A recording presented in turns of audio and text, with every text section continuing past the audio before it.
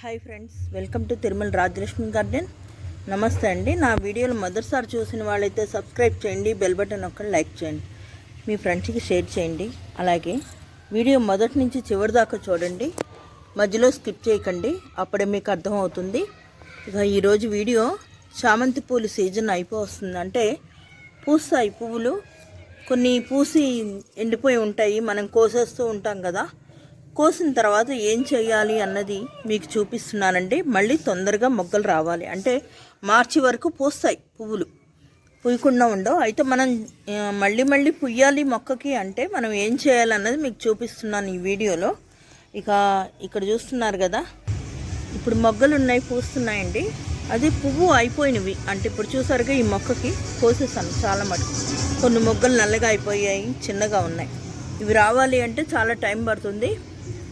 మళ్ళీ కొత్త మొగ్గలు రావాలంటే కొంచెం టైం పడుతుంది. ఇప్పుడు చూస్తున్నారు కదా, ఇక్కడ కొంచెం చిగుళ్ళు వచ్చాయి, అక్కడి వరకు మనం కట్ చేసేయాలన్నమాట. ఈ పువ్వు అయిపోయిన తర్వాత ఇక్కడ దాకా సగం వరకు ఎండిపోతుందండి. కొమ్మ సగం మొత్తం ఎండిపోతుంది. ఆ ఎండిపోయే టైము అంత పట్టి ఇక మళ్ళీ పూయటానికి నెలన్నర పడుతుంది.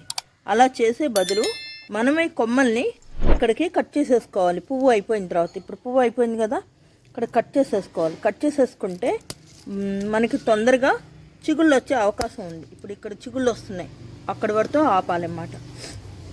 చూస్తున్నారు కదా, ఇలా కట్ చేసేసుకోవాలన్నమాట మొత్తం.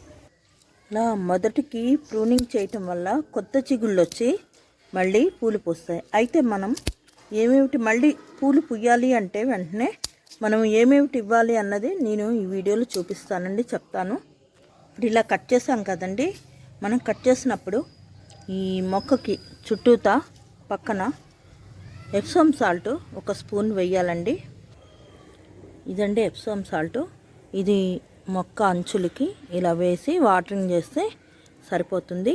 అలాగే ఒక వారం తర్వాత కాస్త గుల్లగా చేసి మట్టి చుట్టూతా మొక్క చుట్టూతా వర్మీ కంపోస్టు ఒక గుప్పిడి ఇవ్వచ్చండి. లేదా ఆవు పేడ ఎండిందైనా ఇవ్వచ్చు, పచ్చిది మట్టుకు ఇవ్వకండి.